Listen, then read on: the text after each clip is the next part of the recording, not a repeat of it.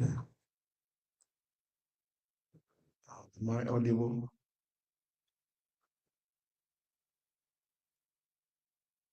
Hare Krishna.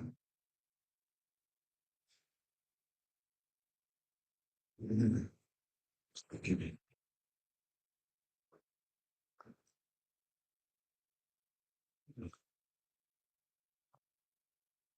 Jaya Radha Madhava Kunja Vihari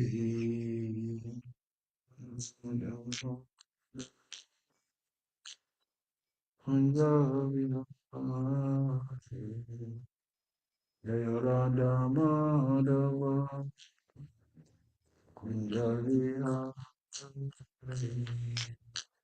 Radha Madhava Kunja Vihari Gopijana Vallabha Girivaradari Gopijana Vallabha Girivaradari Gopijana Vallabha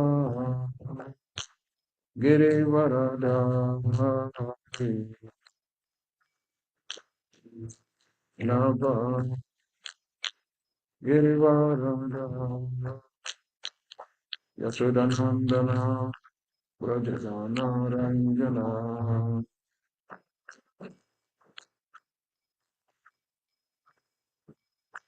Yashodanandana Brajajana Ranjana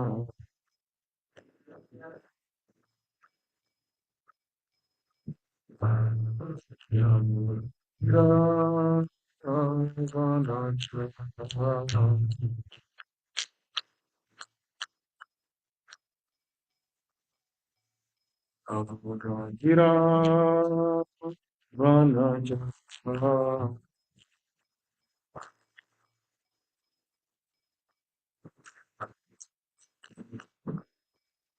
Shri Krishna Jai Chaitanya Prabhu Nityananda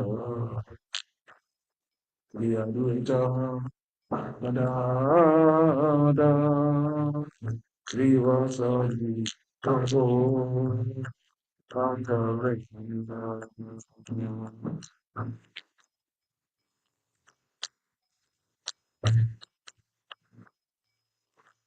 Prabhu Jana Saito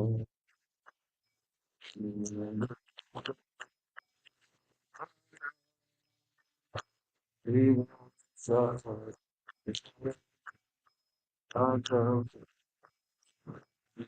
Hare Krishna, Hare Krishna, Krishna Krishna, Hare Hare, Hare Rama, Hare Rama, Rama Rama, Hare Hare, Hare Krishna, Hare Rama, Hare Rama, Hare Rama, Rama Rama, Hare Hare Krishna, Hare Krishna, Krishna Krishna, Hare Hare, Hare Rama, Hare Rama, Rama Rama, Hare Hare,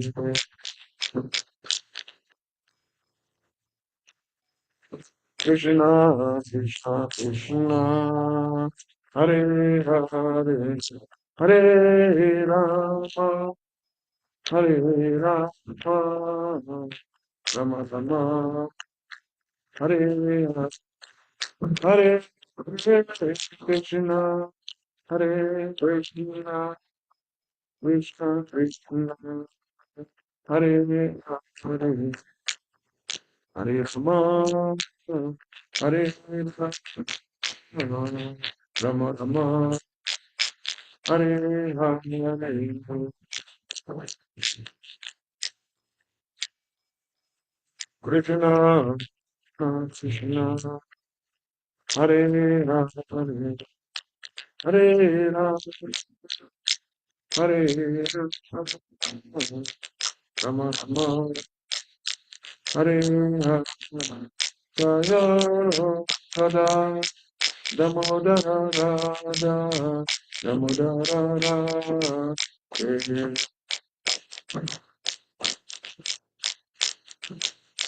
Damodara Radha.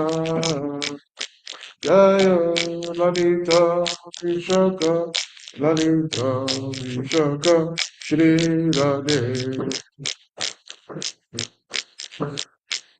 Lalita Vishaka Shri Radhe Jaya Jagannath Jaya Jagannath Jaya Baladev Jaya Subhadra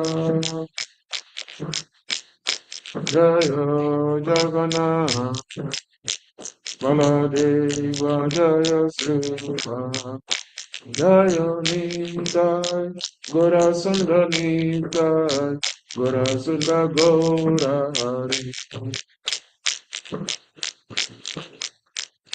Jai Gora Sundar Nitai, Gora Sundar Gora Hari. Jaya Prabhupada, Shila Prabhupada, Prabhupada, Shila Prabhupada.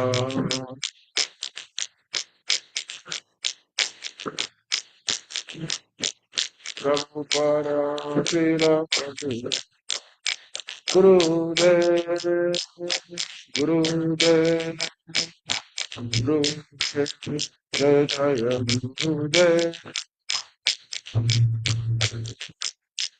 Gurudev, Gurudev, Jaya Nitango, Haribo, Haribo, Haribo, Haribo, Haribo, Haribo, Haribo. Jai Om Vishnu Paramahamsa Parivrajakacharya Stuta Tarastra Srimad His Divine Grace Vecharan Vrindi Bhaktivedanta Swami Prabhupada Ki Jai. His confounder Chai Jaga Guru Param Guru Swami Prabhupada Ki Jai. His Kandara Vatmanachaya Vrindi Ki Jai. Ananta Kochi Vaishnav Vrindi Ki Jai. Shri Nama Achaya Brahmachaya Shri Haridas Thakur Ki Jai.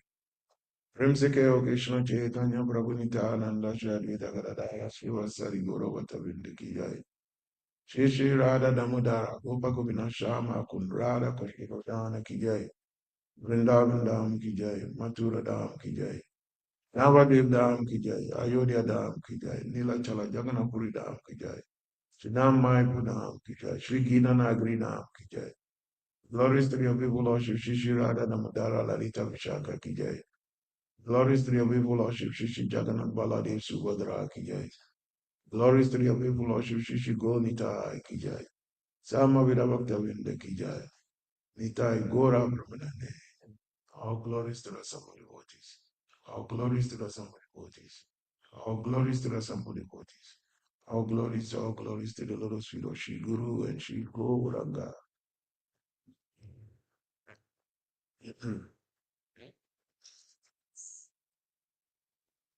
Hare Krishna. Thank you all for being here. If you wouldn't mind, you can bring the chair forward and sit on the chairs. It's okay.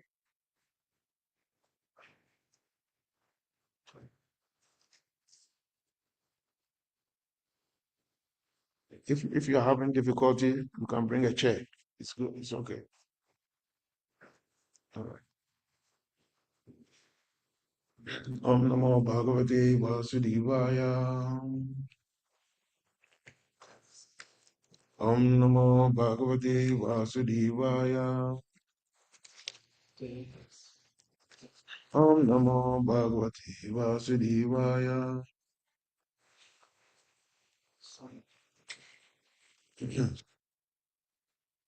Reading from Srimad Bhagavatam, Unto 7, chapter 7, text number 34.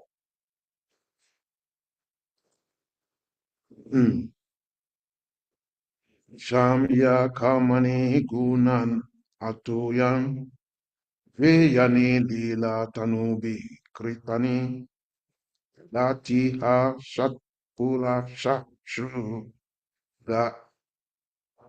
gadam prok prok kanta udayati roti nityate Shamya kamani gunan atoyan veyani lila tanubi kritani Yadati hasuk pulakshatru gadgadam proktak prokpanta udgayati roti nitrityati shamya kamani guyan altuyan veyani nila tanubi kritani yadati hasapulakshashru gadgadam Prokanta Udgayate Roti Nityate.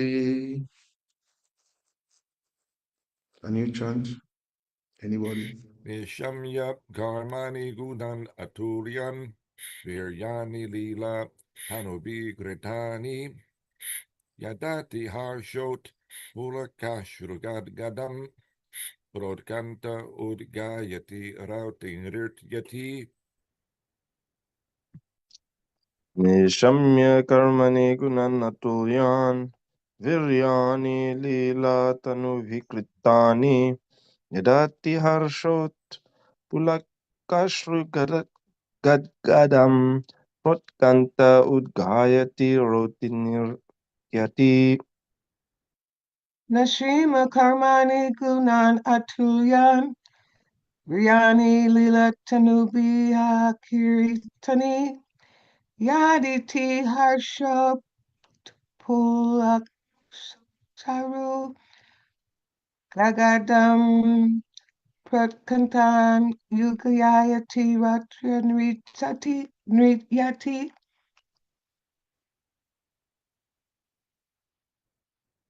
Anyone else?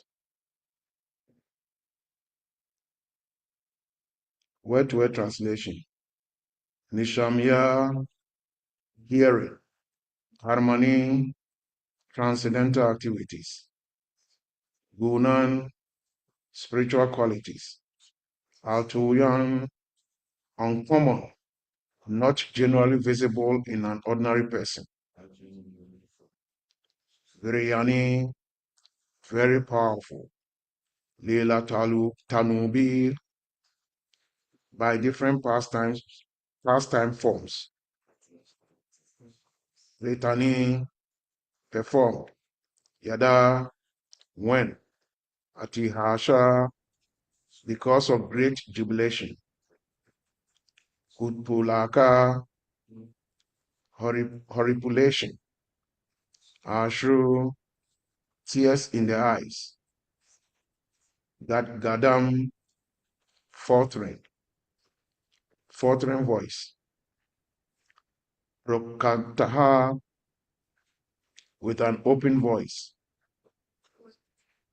Udgayati chants very loudly. Roti cries. Nrityati dances. Translation and purport by Shilahesi Bhaktivedanta Swami Prabhupada. One who is situated in devotional service is certainly the controller of his senses, and thus he is liberated. He is a liberated person. When such a liberated person, the pure devotee, hears of the transcendental qualities and activities of the Lord's incarnations for the performance of various pastimes, his hair stands on end on his body. Tears fall from his eyes, and in his spiritual realization, his voice falters. Sometimes he very openly dances, sometimes he sings loudly, and sometimes he cries. Thus, he expresses his transcendental jubilation. Report. The Lord's activities are uncommon. For example, when he appeared as Lord Ramachandra, he performed uncommon activities like bridging the ocean. Similarly, when Lord Krishna appeared, he raised the Govardhan hill when he was only 7 years of age. These are uncommon activities. Fools and rascals who are not in the transcendental position consider these uncommon activities of the Lord to be mythological. But when the pure devotee, the liberated person, hears about these uncommon activities of the Lord, he immediately becomes ecstatic and exhibits the symptoms of chanting, dancing, and crying very loudly and jubilantly. This is the difference between a devotee and a non-devotee. Om Agena Timiranda Shya Gyana Jana Salakaya Chakshum Nitam Yena Tasmai Shri Gurave Namaha. Shri Chaitanya Manobhistam Stapitamina Bhutam Swayam Bhagadamayam Dadati Swapadanti Kam. Hey Krishna Karuna Sindhu Dina Bandhu Jagapati. Gopisha Gopika Kantarada Kantanamostite. Vanchakapatarubyascha Kripa Sandubhya Ivacha Patitanam Pavanabhyo Vaishnavibhyo Namo Namaha. Maom Vishnu Padaya Krishna Pristaya Bhutale Srimati Bhakti Teta Swami Iti Namini. Namaste Krishna Padaya Prabhupadaya Shitatmani Shri Gora Karuna Shakti Bhakti Teta Namini. Maom Vishnu Padaya Krishna Pristaya Bhutale Srimati Bhakti Vedanta Swami Iti Namini. Namaste Saraswati Devi Goravani Pracharini Nirvashesha Sunyavadi Pashatyari Satarini Shri Krishna Chaitanya Prabhu Nityananda Shri Advaita Gadadara Shri Vasari Gauravata Hare Krishna Krishna Krishna Hare Hare Hare Rama Rama Rama Hare Hare Hare Krishna Krishna Krishna Hare Hare Hare Rama Rama Rama Hare Hare Hare Krishna Krishna Krishna Hare Hare Hare Rama Rama Rama Hare Hare. Translation again. One who is situated in devotional service is certainly the controller of his senses, and thus he is a liberated person.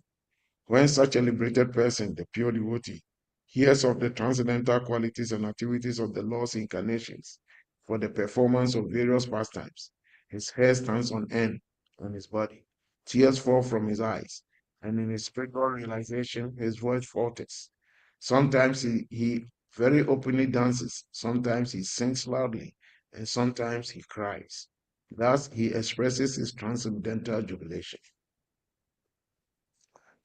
Again, thank you very much for being here for us to discuss and try to dialogue very nicely about the pastimes of the Lord. So here in today's text, we are hearing how Prahlad Maharaj is trying to explain to his classmates about the various symptoms of a pure devotee.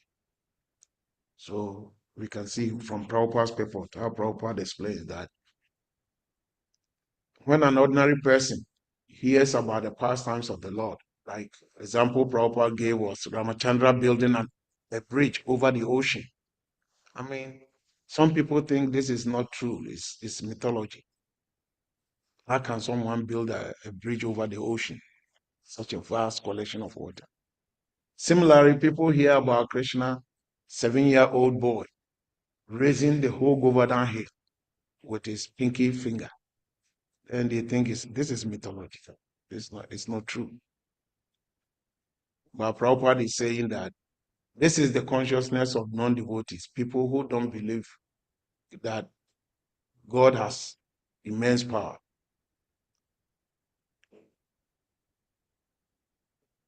Similarly, we can think if we take our personal lives into consideration.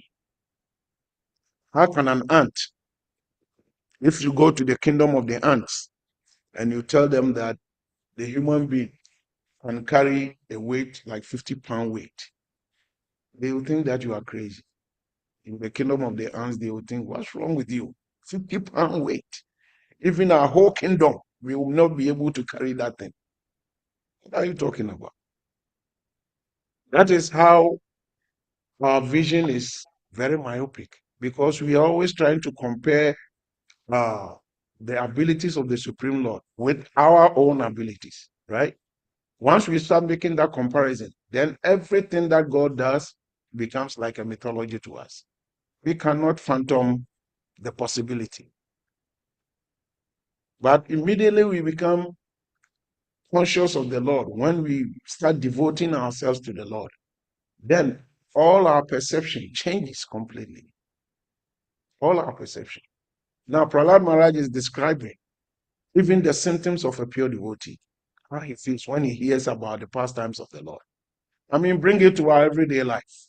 In our everyday life, assuming you get a very nice girl that you think you feel, oh, I want to be with this girl.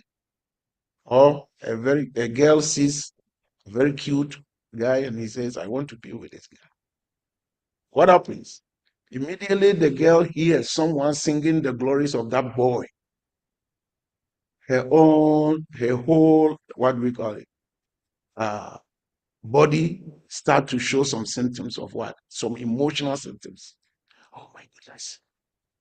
It's that guy they are talking about. Even in our little world, it happens. When you are deeply in love with someone, when you are not even that, if even it's not love, but it's lust, if you are deeply lasting for someone, immediately you start hearing the glories of that person, then your whole body begins to show some symptoms of what? Some, emotional symptoms. So come to think of someone who is in love with God, who is a pure devotee of the Lord. He is so absorbed, and you can imagine, how can you even compare the symptoms of a girl as based towards a male, or a male as based towards a girl? The feelings, the emotional feelings they feel, when you compare to the emotional feelings pure devotee feels for the Lord, right? It's like one drop of water being put in an ocean, a big ocean. That is how the comparison might be like. I mean, this is even a rough comparison. One drop of water. Compare one drop of water with the whole ocean.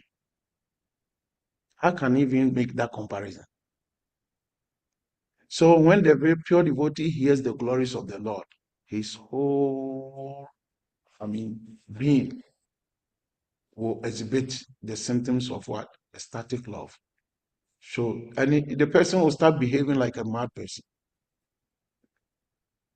because the deeper feelings that the soul exhibits, the physical body cannot even fathom it, right?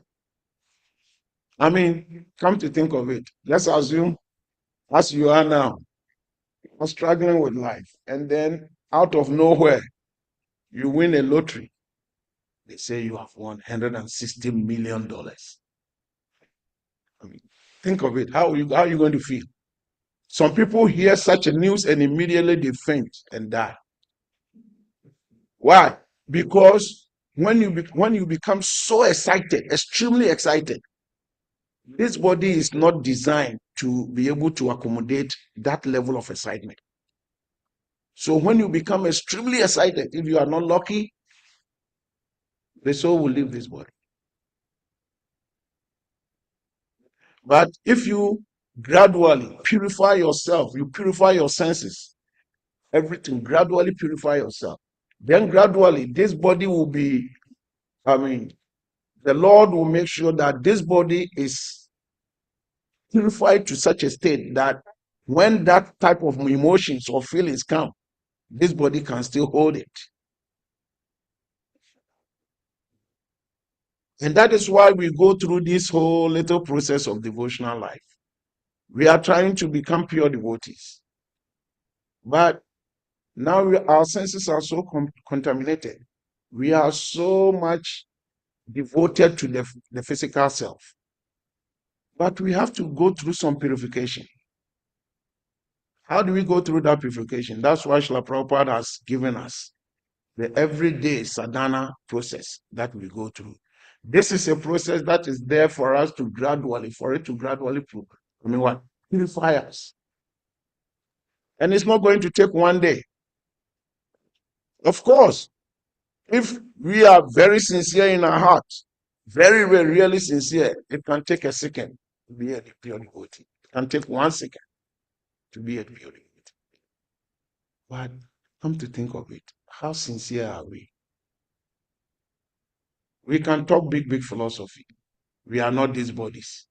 But let someone gives you a little slap, then you realize that I'm this body.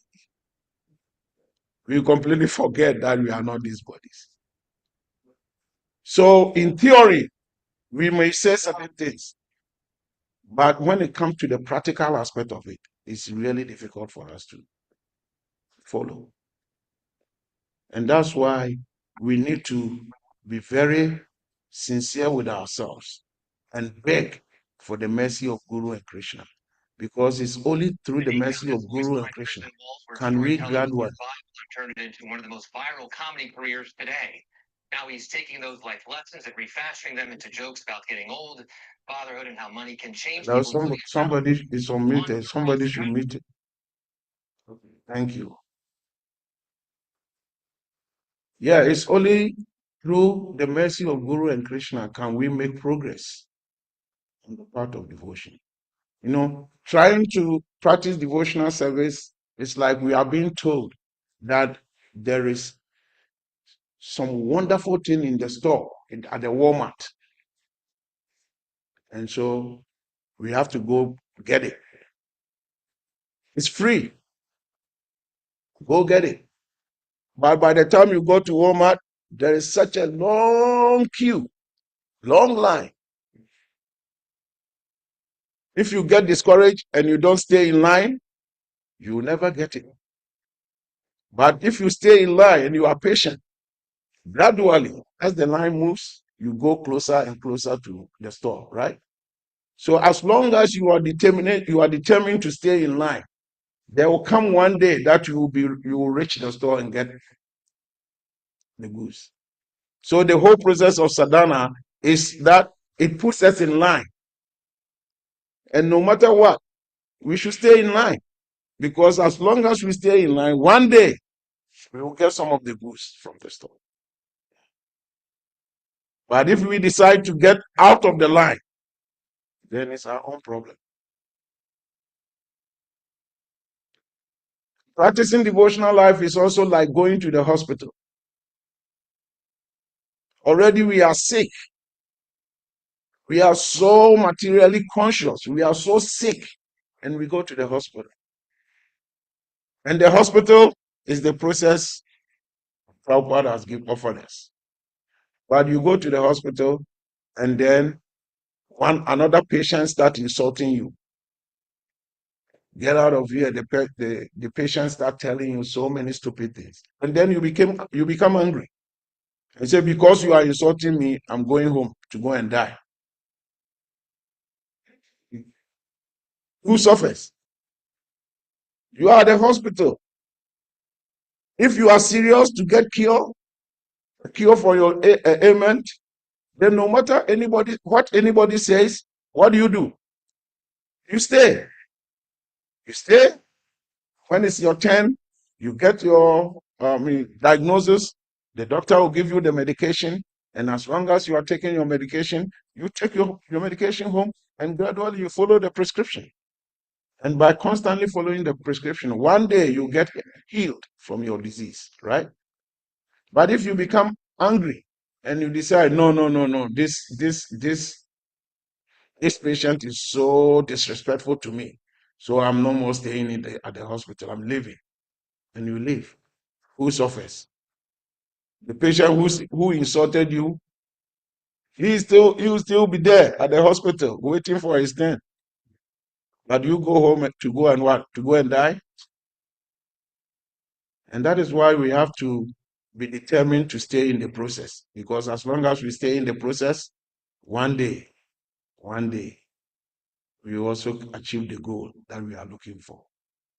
It's very, very important for us to stay in the process.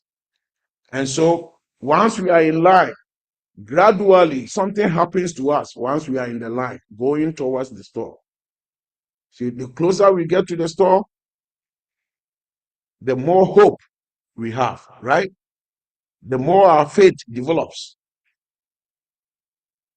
Because if you are going close to the store and you start seeing inside the shop, even though you are not in the shop yet, you start seeing, oh my goodness, there are a lot of goods inside there. Then your hope develops. Your faith is what? Becomes strong. How did you develop that faith? You develop that faith by your determination to stay in the line. And by the determination of staying in the line and you getting a glimpse of what is in the shop, then that faith becomes what? Solidified. But if you don't stay in line and you are outside and you say, oh, I have faith one day, I will get some of that thing. That is stupidness. And that is why in the book of James, it says that faith without works is a dead faith. If you have faith and you are not working towards it, then what is the purpose of that faith? Huh? And that's why we have to work. We have to put some effort. And once we put in the effort and the mercy of Guru and Krishna comes and top up with the effort, then what happens? We get results. And one of the immediate results we start getting, we start realizing, is that even though we are here within the material world, but gradually our consciousness and our whole being begin to experience something different. And what is that different thing that is experiencing? We begin to experience that we are completely out of this world. Even though we are deep in the world, but we are completely out of this world. How is that explained? That how can you be in the world and but not of the world? And the scripture compares it to the lotus flower, right? The lotus flower is right in the middle of the water, but water does not affect the flower. If you pick the lotus flower and you look at it, there wouldn't be what? Any water, soaked with it. There are something, if you put a piece of cloth in water, what happens? It becomes soaked completely. But if you put a lotus flower in water, what happens? Even though the lotus water is right in the middle of the water, but it's not affected by the water.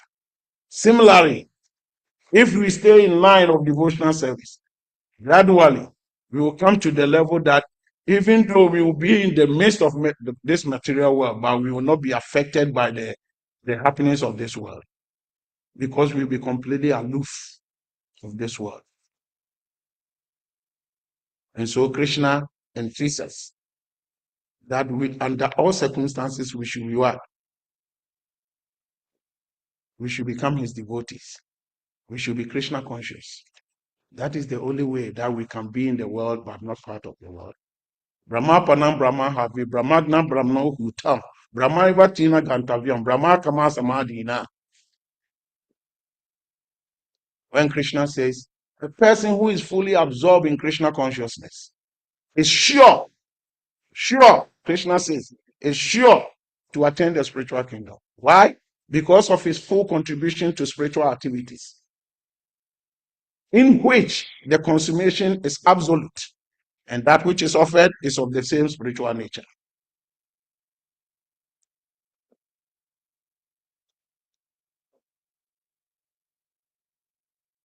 So, by absorbing ourselves in Krishna consciousness and by having the patience to stay in line, gradually, we come to a time in our life that every single step we take, Krishna says that step by itself is a spiritual activity. And the results of it is as good as the spiritual world. And so we should stay.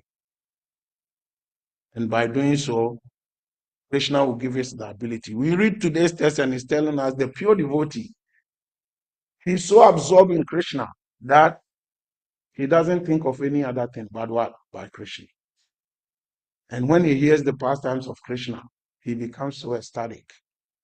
His body even begins to behave abnormal, because the person is completely out of this world, even though he's here, but he's completely out of this world. And there are so many scriptures that also explain the same thing. Biblically, there are so many verses that tells us how we can be in this world but not of this world.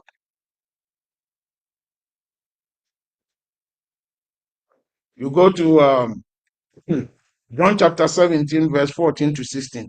It explains vividly how we can be we should be in this world but not a part of the world. The same thing is repeated in John chapter 15, verse 19. It's also repeated in Romans chapter 12, verse 2. And again, it's repeated in 1 John chapter 2, verse 15. All these scriptures tells us that we should be able to live in this world, but not part of this world. And that's why Krishna says that the simplest way to do it is that what? All that you do, all that you eat, all austerities we perform, every single activity, do it as an offering unto me.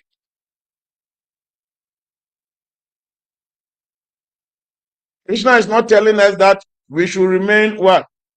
Inactive in this world. We shouldn't perform any action. No. He said perform all actions. But every action you are performing, do it as an offering unto me.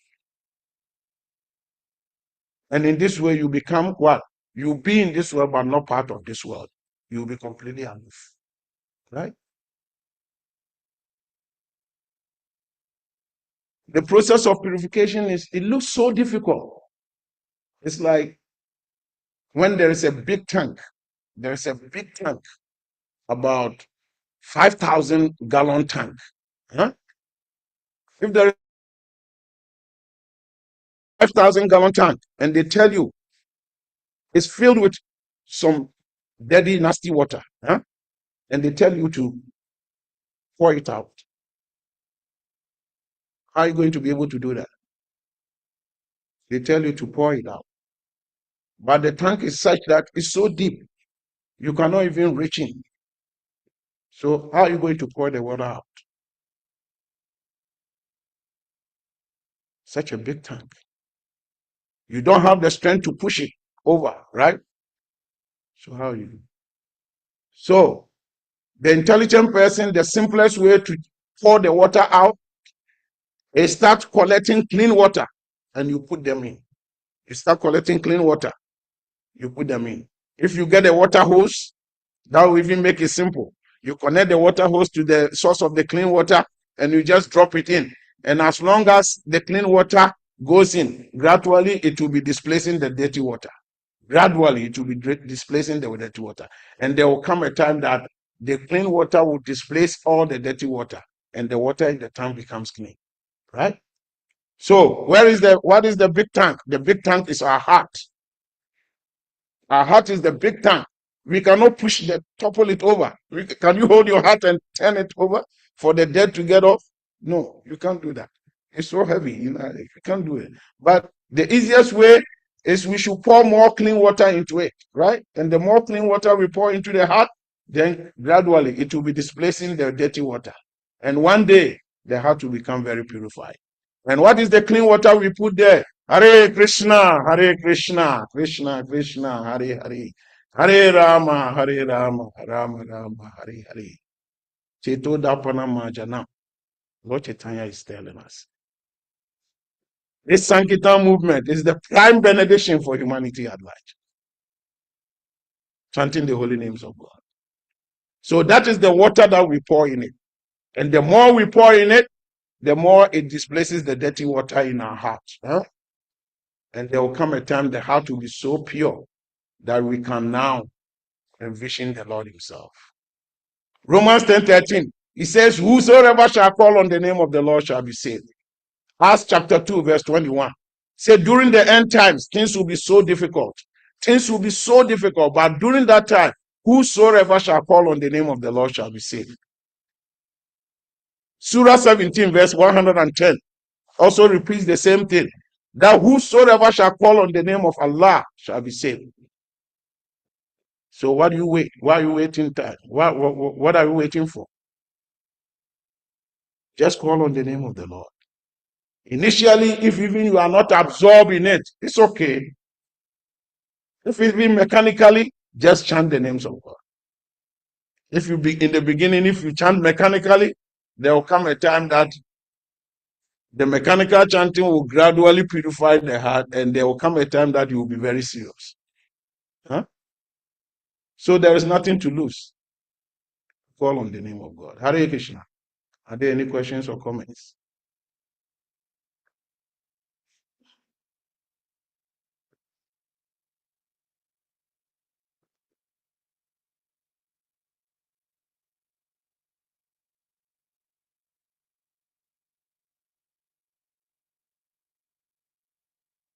Yeah. There are people online, so please take this and talk in it so that they can hear you. Somewhere in Srimad Bhagavatam it says that if we chant 5 million times Hare Krishna, or like there is a certain number, like a big number, and if we count, it takes like about 50 years, like to get purified or like to get to that point.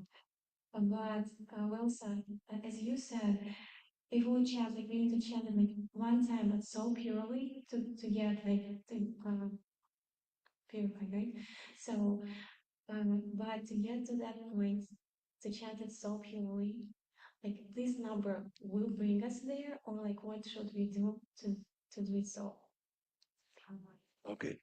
So if I understand you properly, you are saying that there's a statement in Srimad Bhagavatam that we chant gradually and it takes us some specific number of some time for us to get purification.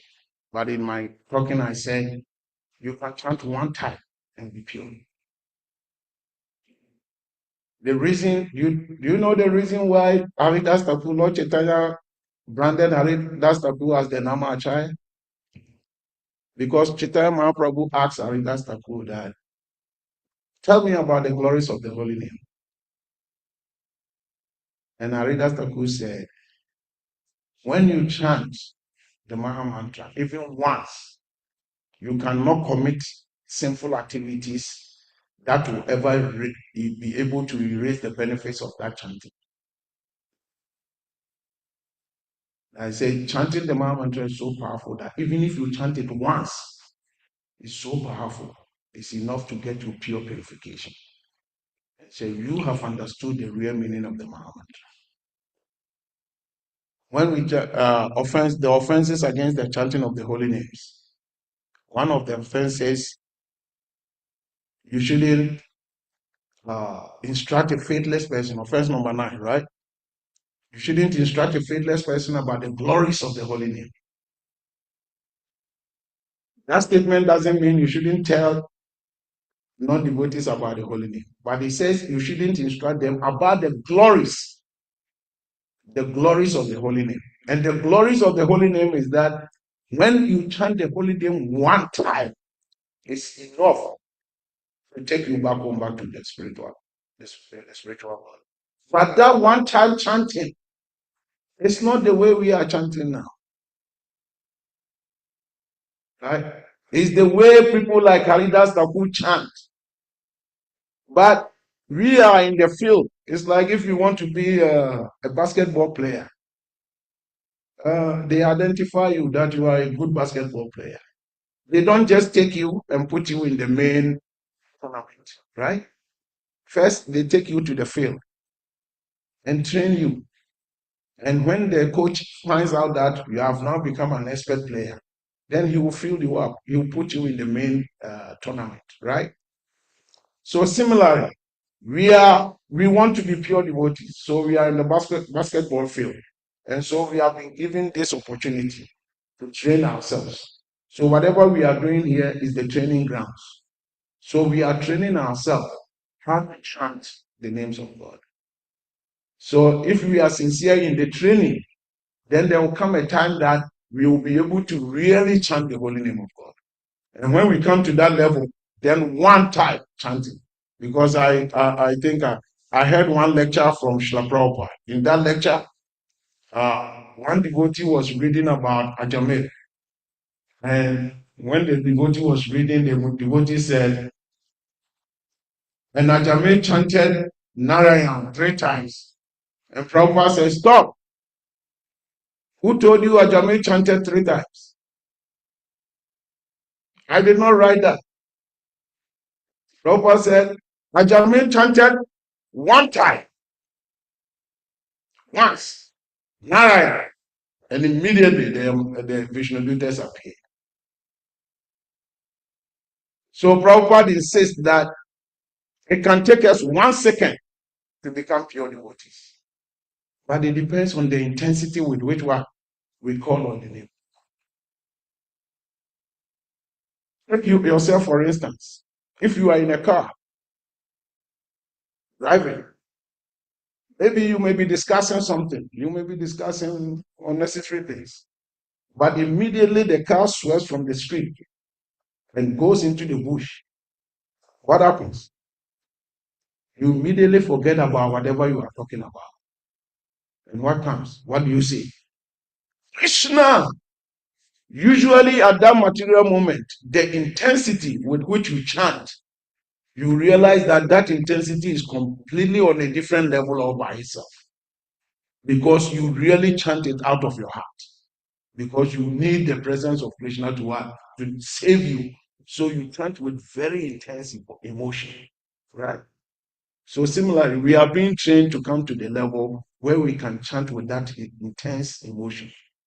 And once we get to that level, our lives become successful. So we are on the training. Don't worry. Gradually we'll get there. One day we'll get there. But don't think that, oh, it's going to take a long time. It's like you get married to somebody, you are a beautiful girl, you get married to a guy, oh, I want to have children. And then you get pregnant. If you get pregnant today, you give birth tomorrow. When you get pregnant today, are you going to give the birth to the baby tomorrow? No. It will take you at least, 9 months. But as long as you are pregnant, you are hopeful that one day the baby will come out. So it's like being in line to the supermarket. As long as you stay in line, you are hopeful that one day you get stuff from the market. Right? But if we step out of the line, then you don't have any hope. So that is it. As long as we remain in the system, we are hopeful. One day we will get there where we can chant purely. Huh? But, Krishna is so merciful that sometimes we don't even need to get there to that level of pure chanting. And still he blesses us with some mercy. Some serious kripa, some serious mercy. Krishna will just take us. But he only do that when he see our sincerity, that we are very sincere to do it. So we don't even have to be qualified like that. But as long as Krishna sees our sincerity, Krishna is such merciful, very merciful. Look at Putana. Putana, what was her qualification? Her intention was to kill Krishna. But Krishna didn't look at her intention. What did Krishna look at? The action she performed. So this lady, she gave me breast milk. I'll take her back home. It's okay. She gave me breast milk. So I'll give her that liberation as a nurse. Huh? For giving me that milk. Krishna didn't look at the intention. He looked at the action. Right? Sometimes too, the same Krishna will not look at the action. He sees your sincerity in heart and he looks at the intention. And what is the example? The example is the wife of Vidu. The wife of Vidu was so absorbed in thinking of the Lord that when he was offering banana to Krishna, she was so absorbed that instead of giving the actual banana to Krishna, he was giving the banana peels to Krishna and throwing the actual banana away. Krishna didn't look at the action. He looked at what? The intention. So sometimes Krishna acts like that. Sometimes he looks at the intention. Sometimes he looks at the action itself, right? And he blesses us. That is how merciful Krishna is. So merciful. And we can only get that mercy when we become so attached to his pure devotee, the Guru. Then Krishna says, "Oh, this lady, yeah, the way he's attached to my pure devotee, it's okay, okay. Even though she's not that, it's okay. I'll bless her." Huh? Look at the Bible. Moses, what qualifications did Moses have? He was in Egypt. He killed somebody and he was running away. He hit somebody with a stick and he was running away. Yet God said, "I'm going to use you to do my service. You are the one I have chosen." I mean, you cannot determine anything for God. God decides what he wants to do. Nobody tells God, do this or do that. He decides. No matter how sinful somebody is, God can decide. This simple person is the one I want to use. Right? And that is what is called kripa. Pure mercy. You have no qualification at all, but still he decides to use you. This is the system we are practicing. Devotional life. Bhakti yoga. The system is so pure that as long as you stay in line, you get your share of the things in the store. Right? Does it make sense? Hare Krishna. Any other question? Please, not only questions. If you have comments or some additions, you are invited. You can give some comments. Hare Krishna. We have so many people here. Yashoda Devi is here. Raka Prabhu is here. Jambavati Mataji is here. Gary Krishna. Oh, Lila Kishore. Hare Krishna. Yeah. So, Yashoda. Yeah, please. Unmute yourself and give your comment. Oh, I just did. Did you hear me or no? That's right. Thank you, Prabhu. Hare Krishna. Hare Krishna. Yeah, so we should always be grateful with what Prabhupada has given us. We should always be very grateful because without him, where will you be? You'll be eating eat food and think it's nice. Huh?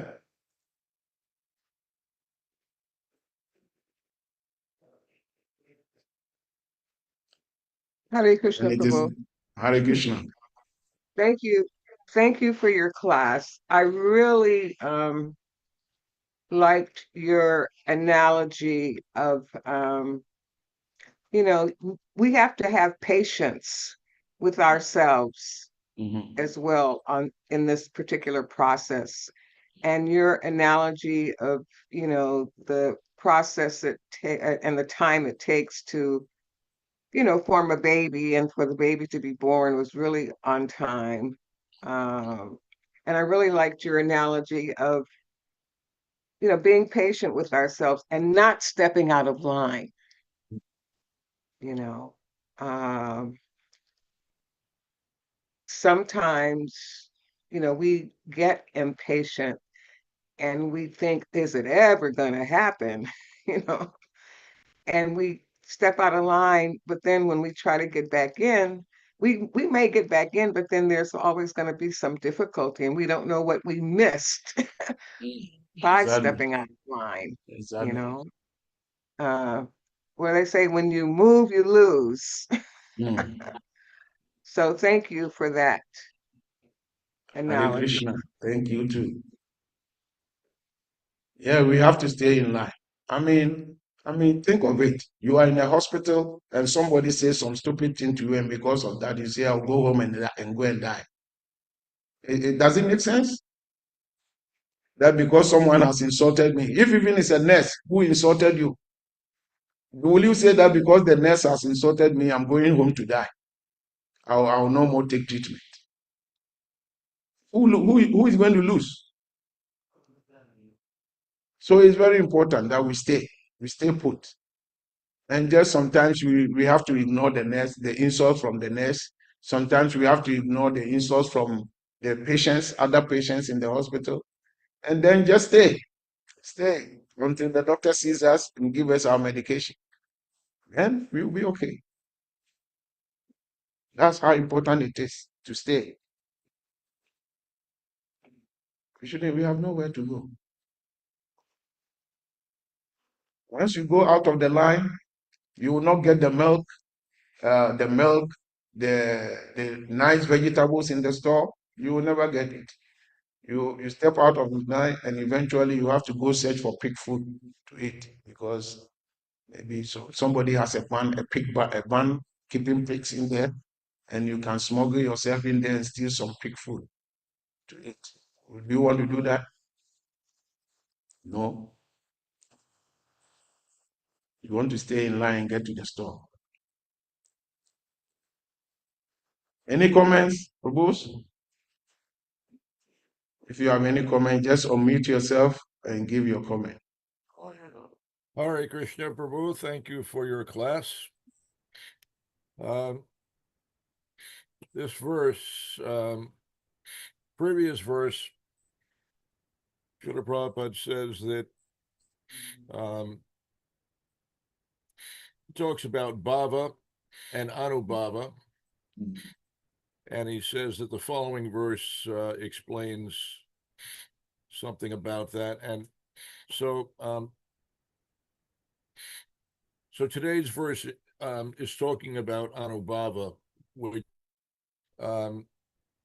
anubhava is the symptoms, the outward symptoms of bhava. Bhava is the inward condition of the dawning of pure bhakti, and then the outward manifestations of that are anubhava, which includes things like crying and the standing of the hair on end, shivering and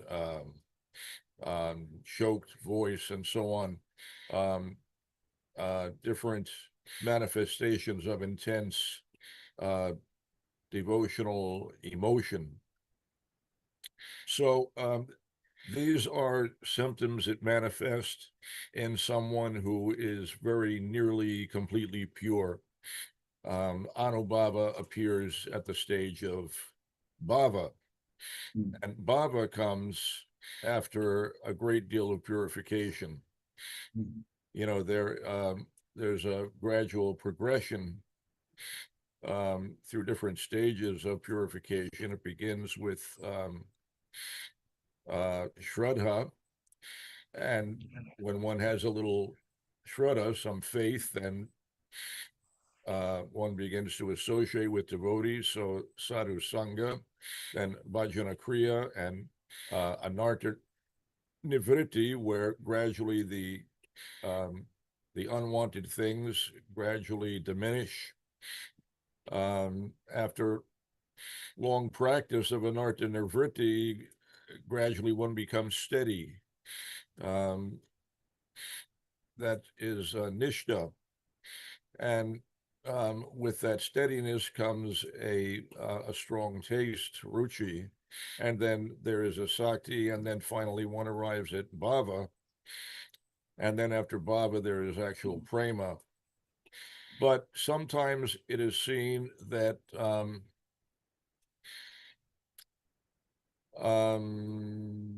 less mature devotees may try to imitate the symptoms of one who has actually achieved bhava. So sometimes one imitates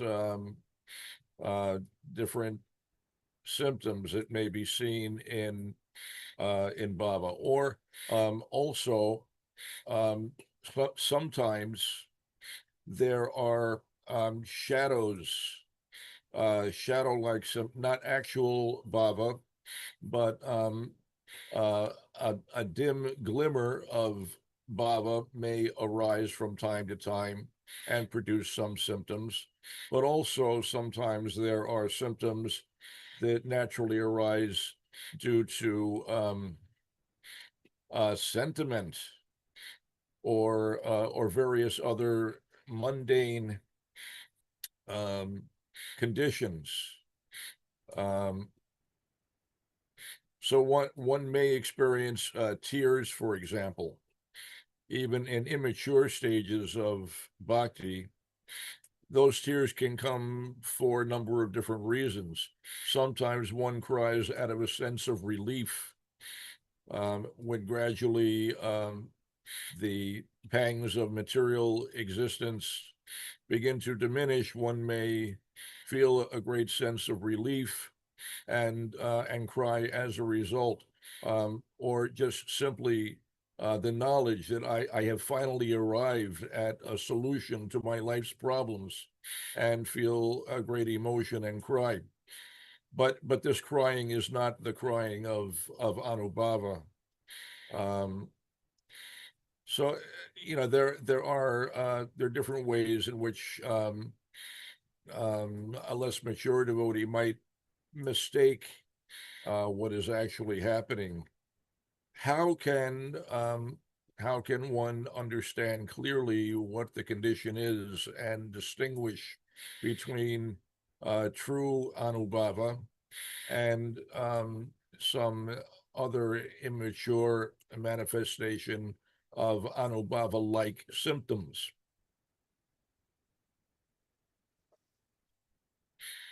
Thank you, Prabhu, for the question. First, for the few explanations you gave in the question.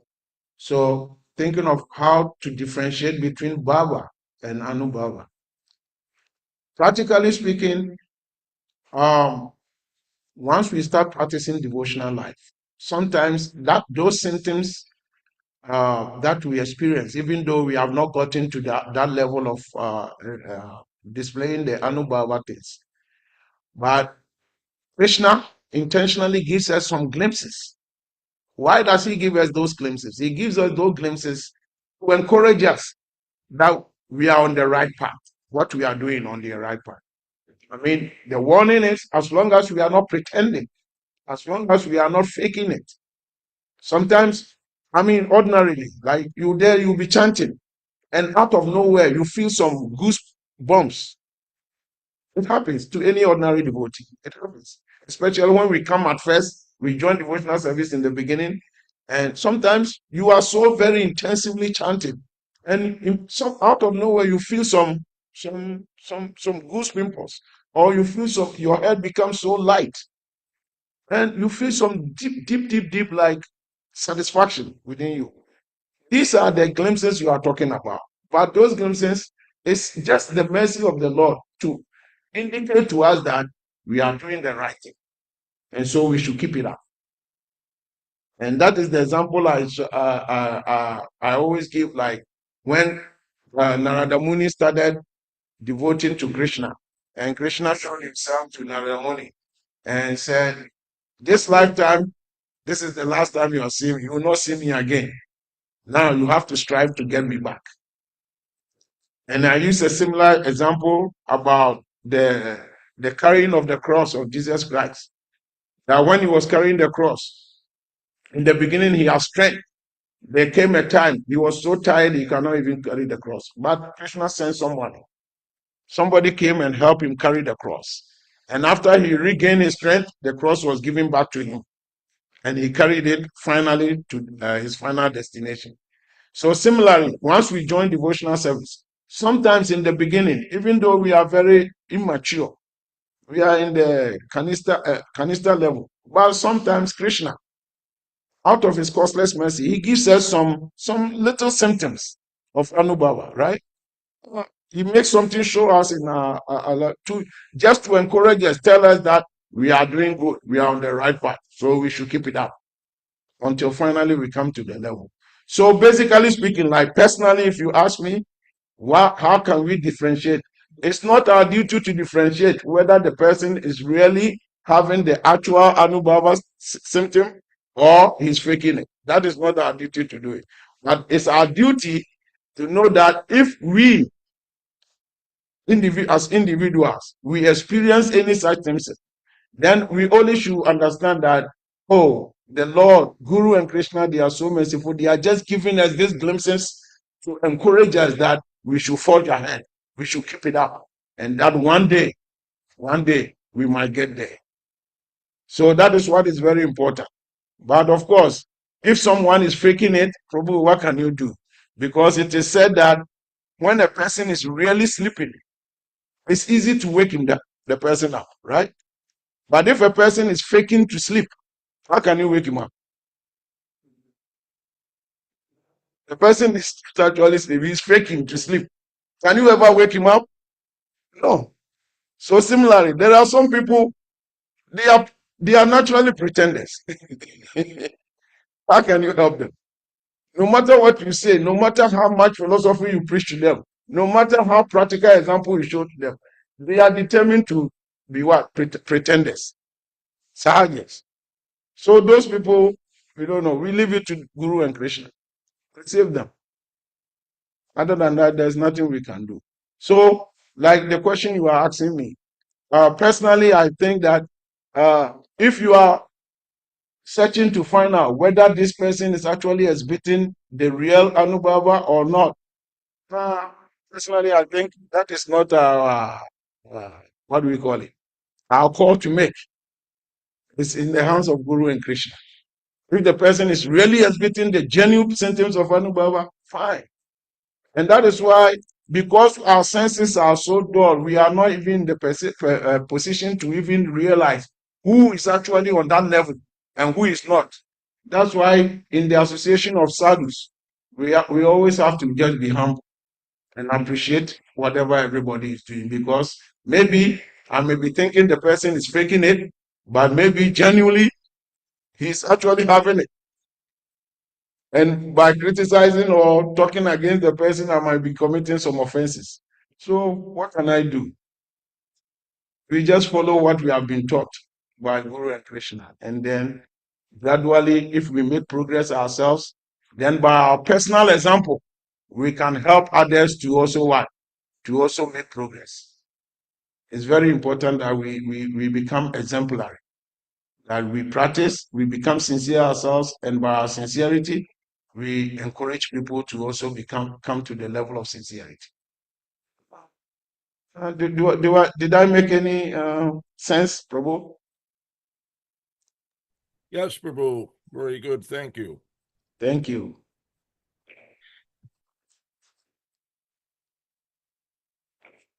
Pujaris, what time do we have? It's already 8. If we still have time, then maybe somebody can ask another question or give a comment, a nice comment, because today's topic is just such a perfect topic to discuss. It encourages us deeply to see that we are doing right, right? You can't doing right. Hi, Krishna. Good morning. Good Do we morning. have time? Do we have time? Yeah, go ahead. Pujaris have not said anything, so we can continue. Thank you for such a lovely class. And I really loved when you gave the analogy of being on the line on the very long queue. And I was thinking that, yes, if you stand in line long enough, of course, eventually they say next and it's going to be your turn. But are you prepared when it's your turn? And it made me think of the parable of the 10 bridesmaids, 5 wise ones who came with enough oil because they had to wait for the bridegroom to appear. But nobody knows when it's going to be next. You know, you're on this. And so they were doing what they needed to do to be prepared. Right. Exactly. And to have this indwelling of the spirit to what we do, our sadhana, our service, just stay in your lane and do what you need to do to be prepared. But the 5 who didn't ran out of oil. And so when the bridegroom came, they were just like, what's going on? Oh, we're not ready. And they got excluded. They didn't get to go into the wedding feast. And so I was thinking that, yeah, if you get on that long line at Walmart and you're waiting, that's great. But if they say next and you didn't bring any money, or you don't come with a coat and it's cold and then you're freezing, or you don't, you're not prepared. And so just like what you were just saying, it's not for me to be looking to the left and the right and judging anybody else. I need to make sure my lamp has oil. I need to do my sadhana. I need to do whatever service Krishna has given me to do. I need to be begging the mercy of Guru. I need to stay in my lane.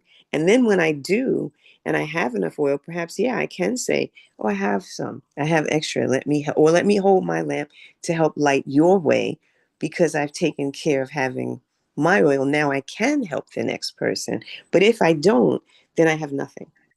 And then I was thinking too, when we hear these stories, no, of course not. The first story that ever really touched my heart was of Lord Ramachandra. And I wasn't anywhere near Bhakti. I was in a Hatha yoga training. And it wasn't even about Lord Ramachandra. What struck me was Hanuman, and how devoted he was, and how whatever Ramachandra said to do, he would do it. And even when he wanted to do it his way, he gets in, he says, Mother Sita, no, let me save you. And she's like, no, no, no, no, no. That's not what you're here for. Thank you for encouraging me. But now, I'm waiting for my husband to come. And I thought that it was just so amazing to me. So at that level, even something happened, but I'm not looking. It says the pure devotee. We all want to get there. Yes, we hope so. But where I am, where my feet are firmly planted, am I doing what I'm supposed to be doing, what Guru has instructed me to do, what Krishna has given me to do? Am I doing that? Because that's a lot. For me, it is. Anyway, that's a lot. That's enough. And so, that's what and I just loved it. I could see myself on that line and saying, are you prepared, Leela Kishore? Like when they say next and it's your turn, are you really going to be ready? Hare Krishna. Hare Krishna. Thank you very much for the Leela Kishore. You see, it happens. I mean, like I always say, that this world is a what we call a training grounds that we have been offered. We have been offered a training ground in this world. If you go to school, your parents take you to school. You think your parents take you to kindergarten and they are expecting you to become a graduate the next day? No, even though they have the goal in their mind, their goal is for you to become a graduate and be able to secure a very good job, right? But they start you with kindergarten because that is where your level is. And the kindergarten, every time the teacher will be teaching you certain things, and he will test you to see how much progress you are making. He tests you. So a bad student will think that the test is a very bad thing, right? But if they don't test you, how would they assess that you are making progress? So similarly, in the line of practicing devotional life, if the test doesn't come, how do you know that you are making progress? Yeah.